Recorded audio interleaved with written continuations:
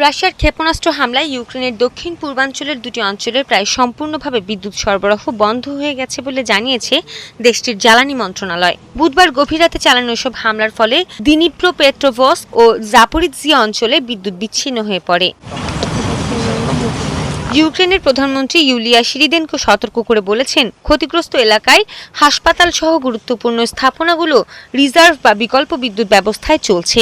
জরুরি সেবাকর্মীরা সারা রাত ধরে বিদ্যুৎ, পানি ও তাপ সরবরাহ পুনরুদ্ধারে কাজ করছে। জাপোরিজিয়ায় বিকল্প বিদ্যুৎ উৎস ব্যবহার করে পানি সরবরাহ নিশ্চিত করার চেষ্টা চলছে বলেও জানান তিনি।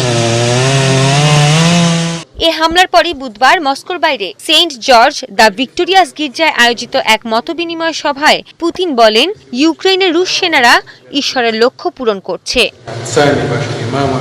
আমরা প্রায় সময়ই ঈশ্বরকে ত্রাণকর্তা হিসেবে ডাকি, কারণ তিনি আমাদের সবাইকে রক্ষা করেন। আমাদের যোদ্ধারাও অনেকটা তেমন, কারণ তারা সার্বক্ষণিক ঈশ্বরের নির্দেশনা অনুযায়ী আমাদের পিতৃভূমি এবং এখানকার জনগণকে রক্ষা করার মিশনে আছে। ইউক্রেনে আমরা যা করছি তা একটি পবিত্র লক্ষ্যের দিকে পরিচালিত হচ্ছে। এই লক্ষ্য নির্ধারণ করে দিয়েছেন ঈশ্বর, আর আমাদের যোদ্ধারা সেখানে ঈশ্বরের লক্ষ্য পূরণ করছে।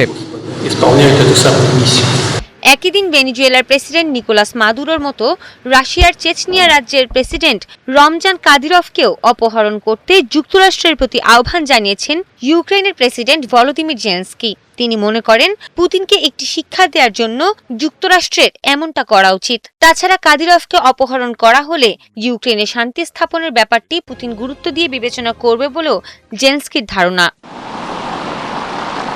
সামাজিক যোগাযোগ মাধ্যম টেলিগ্রামে পোস্ট করা এক বার্তায় ভেনেজুয়েলার অভিযান উপলক্ষে যুক্তরাষ্ট্রকে অভিনন্দন জানিয়ে জেলেনস্কি এসব কথা লেখেন।